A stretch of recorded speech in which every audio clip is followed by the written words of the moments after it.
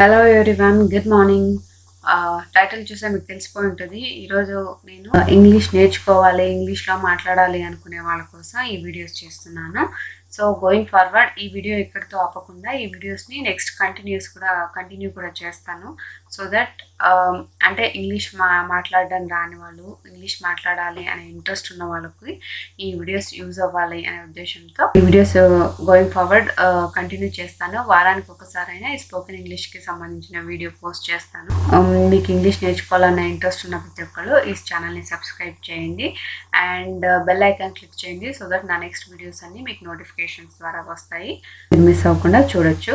ఇంకొకటి ఏంటంటే, ఇది ఫస్ట్ వీడియో కాబట్టి నేను చాలా సింపుల్ సెంటెన్సెస్, అంటే చాలా సరళమైన వాక్యాలు, ఈజీగా ఉండే సెంటెన్సెస్ తీసుకున్నాను. సో దట్ ప్రతి ఒక్కరికి అర్థమయ్యేలాగా ఉండడానికి గోయింగ్ ఫార్వర్డ్ సింపుల్ సెంటెన్సెస్ని కాస్త మారుస్తూ వెళ్తాను, అంటే కొంచెం కష్టమైన సెంటెన్సెస్ యాడ్ చేస్తూ వెళ్తాను. ఈ వీడియోకి అయితే రోజు మాట్లాడే మాటలు ఏవైతే ఉంటాయో ఆ వాక్యాలను నేను ఇంగ్లీష్లో చెప్పడం జరిగింది. సో దట్ మీకు అట్లీస్ట్ రోజు మాట్లాడే మాటలతో మీరు ఇంగ్లీష్ మాట్లాడడం స్టార్ట్ చేస్తే గోయింగ్ ఫార్వర్డ్ మీకు యూజ్ అవుతుంది, అంటే ఈజీగా అర్థమవుతుంది అనే ఉద్దేశంతో. ఇంకొకటి ఏంటంటే, మీకు ఇది నా ఫస్ట్ వీడియో, స్పోకెన్ ఇంగ్లీష్కి సంబంధించి ఇది ఫస్ట్ వీడియో కాబట్టి ఇక్కడ మీరు చూస్తే పైన 1 అనే సింబల్, అంటే నెంబర్ 1 ఒకటి ఇక్కడ ఉంటుంది. నెక్స్ట్ వీడియోస్కి అంతా ఇక్కడ ఈ నెంబర్ చేంజ్ అవుతూ ఉంటుంది. ఇది మీకు యూజ్ అవుతుంది. ఏ వీడియో చూశానో, ఏ వీడియో చూడలేదు, లేదా ఏ వీడియోని మీరు మళ్ళీ వెళ్ళి చూడాలనుకుంటే ఈ నెంబర్ ద్వారా మీరు గుర్తుంచుకోవచ్చు. అలాగే నేను టైటిల్లో కూడా 1, 2 అని ఇస్తూ ఉంటాను. సో దాన్ని బట్టి మీకు ఈజీగా ఏ క్లాస్ చూడాలనుకున్నా అది ఈజీగా ఐడెంటిఫై చేసుకోవచ్చు. ఇంకా ఆలస్యం చేయకుండా మనం మన వీడియో స్టార్ట్ చేసేద్దాం. Let's start. మన ఫస్ట్ సెంటెన్స్ వచ్చి గుడ్ మార్నింగ్. మీరు ఎవరికైనా కూడా 12 గంటల లోపు, మధ్యాహ్నం 12 గంటల లోపల విష్ చేయాలి అనుకున్నప్పుడు మీరు గుడ్ మార్నింగ్ అని విష్ చేయొచ్చు. గుడ్ మార్నింగ్ అంటే శుభోదయం అని అర్థం.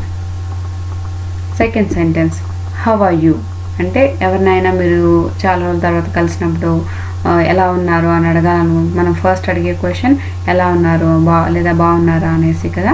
సో ఎలా ఉన్నారు, ఎలా ఉన్నావు అని అడగడానికి మనం హౌ ఆర్ యూ అని అడగాలి. దీనికి అర్థం ఎలా ఉన్నారు లేదా ఎలా ఉన్నావు. వర్షం పడుతుంది అని ఎవరికైనా వర్షం పడుతుంది అని చెప్పాలనుకుంటున్నాం కదా. వర్షం పడుతున్నప్పుడు అలాంటప్పుడు మీరు వాడాల్సిన వాక్యం ఇట్స్ రైనింగ్, అంటే వర్షం పడుతూ ఉంది. సో ఇట్స్ రైనింగ్ అంటే వర్షం పడుతూ ఉంది అని అర్థం. ఫోన్ మోగుతుంది అని చెప్పాలంటే మీరు చెప్పాల్సింది ద ఫోన్ ఈజ్ రింగింగ్, అంటే ఫోన్ మోగుతోంది. పిల్లలకి జనరల్గా చెప్తుంటాం వెళ్ళి స్నానం చేయనేసి కదా. సో టేక్ బాత్ అంటే స్నానం చేయి లేదా స్నానం చేయండి. గో అండ్ టేక్ బాత్ అంటే వెళ్ళి స్నానం చేయండి అని అర్థం. గో అండ్ స్లీప్, సేమ్ పైన చెప్పినట్టు గో అండ్ స్లీప్. రాత్రిపూట మనం పిల్లలకి చెప్తూ ఉంటాం వెళ్ళి నిద్రపోండి ఇంకా అనేసి. సో దానికోసం మీరు చెప్పాల్సింది గో అండ్ స్లీప్, వెళ్ళి నిద్రపోండి. ఇది పిల్లలకనే కాదు ఎవరికైనా యూజ్ చేయొచ్చు, జనరల్గా నేను చెప్తున్నాను అంతే.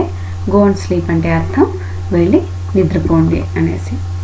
పీల్ ఆఫ్ ద పొటాటోస్ అంటే బంగాళాదుంపలు తొక్క తీయండి అని చెప్పడానికి మనం ఈ వాక్యం వాడతాం. పీల్ ఆఫ్ ద పొటాటోస్ అంటే బంగాళాదుంపలను పీల్ చేయండి లేదా తొక్క తీయండి. జనరల్గా మనం చెప్తూ ఉంటాం ట్యాప్ ఆన్ చేయండి, ట్యాప్ ఆఫ్ చేయండి అని. సో అందుకోసం మీరు వాడాల్సిన వాక్యాలు టర్న్ ఆన్ ద ట్యాప్ అంటే ట్యాప్ ఆన్ చేయండి, అలాగే టర్న్ ఆఫ్ ద ట్యాప్ అంటే ట్యాప్ ఆఫ్ చేయండి, ట్యాప్ కట్టివేయండి అనేసి. నెక్స్ట్ సెంటెన్స్ పిల్లలు టీవీ ఎక్కువగా వాడుతున్నప్పుడు టీవీ చూడకండి అని చెప్తుంటాం కదా. సో డోంట్ వాచ్ టీవీ అంటే టీవీ చూడొద్దు. ఈట్ బ్రేక్ఫాస్ట్ అంటే అల్పాహారం, మనం పొద్దున బ్రేక్ఫాస్ట్ తినండి అని చెప్తుంటాం కదా పిల్లలకి. అల్పాహారం తిను. ఈట్ బ్రేక్ఫాస్ట్ అంటే అల్పాహారం తిను. లర్న్ డ్రైవింగ్ అంటే మనం కారు నేర్చుకోండి, డ్రైవింగ్ నేర్చుకోండి అని చెప్తుంటాం కదా, బండి నడపడం నేర్చుకోండి అనేసి.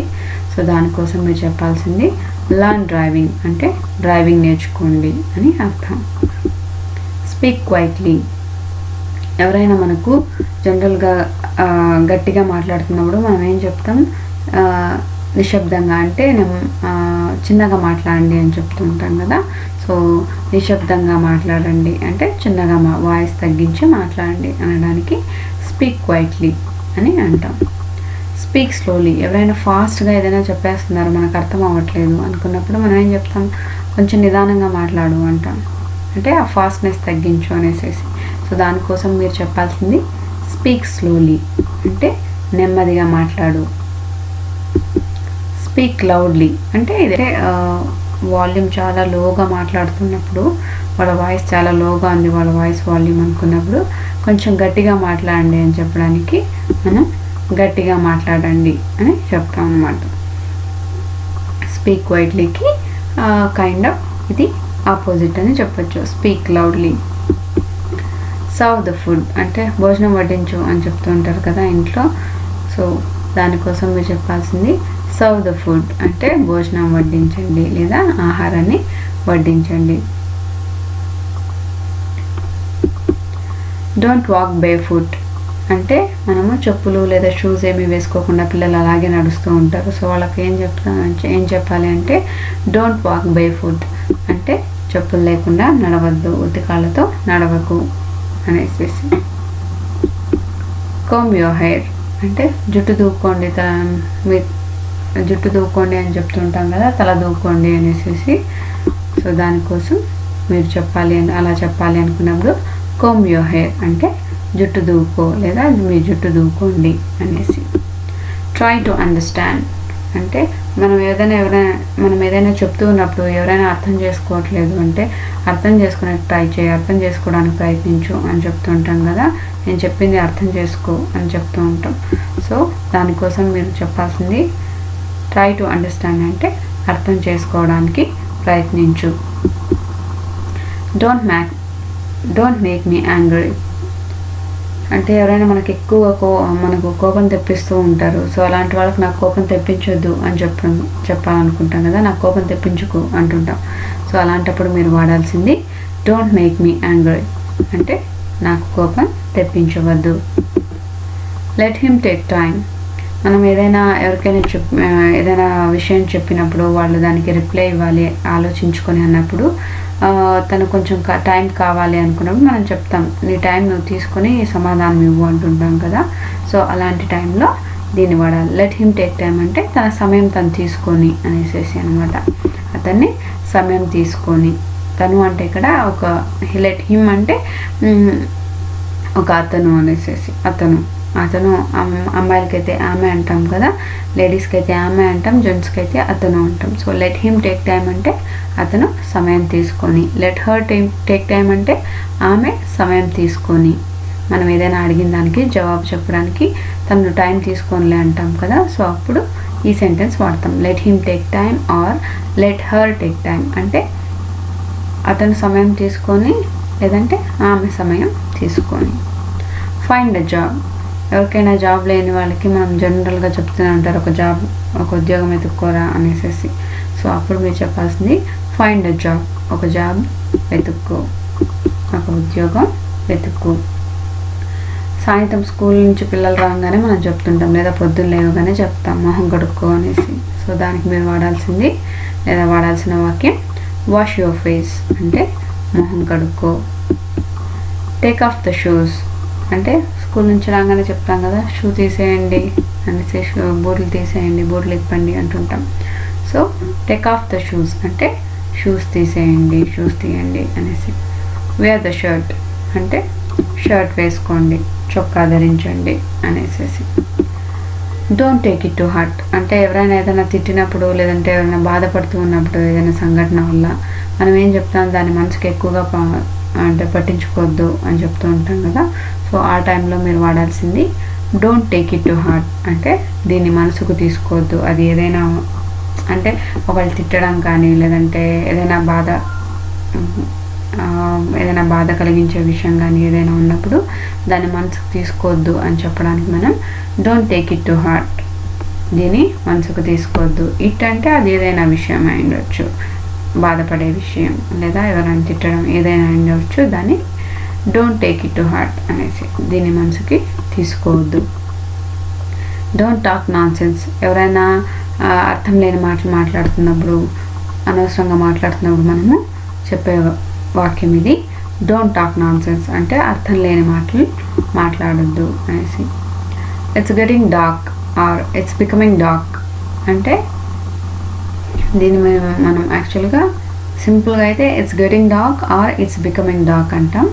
మీరు ఇట్స్ అంటే ఇక్కడ ఇట్ ఈజ్ అనే అర్థం అనమాట. It is getting dark, it is becoming dark. దీన్ని మీరు సింపుల్గా it's getting dark, it's becoming dark అనొచ్చు. ఇది ఎప్పుడంటే మనం సాయంత్రం చీకటి పడుతూ ఉంది అని చెప్పడానికి వాడతాం కదా, చీకటి పడుతూ ఉంది అని చెప్తాం. సో ఆ టైంలో మీరు ఈ సెంటెన్స్ వాడచ్చు అనమాట. చీకటి పడుతుంది, ఇట్స్ బికమింగ్ డార్క్ అంటే చీకటిగా మారుతుంది. రెండిటికి అర్థమైతే ఒకటే. స్విచ్ ఆఫ్ ద ఏసీ అంటే ఏసీ కానీ మనం ఇంట్లో ఏసీ లేదా ఫ్యాన్ స్విచ్ ఆన్ చేయండి, స్విచ్ ఆఫ్ చేయండి అని చెప్తూ ఉంటాం కదా. సో దానికోసం మీరు వాడాల్సిన వాక్యం స్విచ్ ఆఫ్ ద ఏసీ. లేదా ఆన్ చేయండి అన్నప్పుడు అలాగే switch on the AC. Fan కూడా అలాగే అనమాట. Switch off the fan, switch on the fan అంటే ఫ్యాన్ ఆఫ్ చేయండి లేదా ఫ్యాన్ ఆన్ చేయండి అనేసి. నెక్స్ట్ వచ్చేసి పిల్లలకు చెప్తూ ఉంటాం నీళ్లు తాగు అనేసి కదా. దానికి మీరు వాడాల్సిన వాక్యం డ్రింక్ వాటర్ అంటే నీళ్లు తాగు అనేసి. డోంట్ క్రై పిల్లలు ఏడుస్తున్నప్పుడు చెప్తూ ఉంటాం మనం ఏడవకు అనేసి. సో దానికోసం మీరు వాడాల్సింది డోంట్ క్రై, ఏడవకు అనేసి. స్ప్రెడ్ ద మ్యాట్ నైట్ పడుకోవాలనుకున్నప్పుడు మ్యాట్ పరచు అని చెప్తుంటాం కదా, చాపను పరచు అనేసి అంటుంటాం. సో దానికోసం మీరు వాడాల్సిన వాక్యం స్ప్రెడ్ ద మ్యాట్ అంటే చాపను పరచు. నెక్స్ట్ ఎవరైనా మూర్ఖంగా ప్రవర్తిస్తూ ఉంటారు, సో వాళ్ళకు మనం చెప్తూ ఉంటాం డోంట్ బీ ఫూలిష్ అంటే మూర్ఖంగా ఉండొద్దు అనేసి. డోంట్ బీ ఫూలిష్ అంటే మూర్ఖంగా ఉండకండి లేదా మూర్ఖంగా ఉండొద్దు. Learn English finally learn English అంటే ఇంగ్లీష్ నేర్చుకో, ఇంగ్లీష్ నేర్చుకో. సో ఐ హోప్ ఇవాళకి ఇన్ని వాక్యాలు మీరు కూడా సొంతంగా మీరు ఏదైనా చెప్పడానికి ట్రై చేయండి. ఇంగ్లీష్ నేర్చుకోవడం స్లోగా స్టార్ట్ చేయండి. ఐ హోప్ ఈ వీడియో మీకు నచ్చింది అనుకుంటున్నాను. ఈ వీడియో మీకు నచ్చితే సబ్స్క్రైబ్ చేసి బెల్ ఐకాన్ క్లిక్ చేయండి. సో దట్ నా నెక్స్ట్ వీడియోస్ అన్నీ మీకు నోటిఫికేషన్స్ వస్తాయి. సో నా నెక్స్ట్ వీడియోస్ అన్నీ కూడా మీరు చూడొచ్చు. Thanks for watching. బాయ్.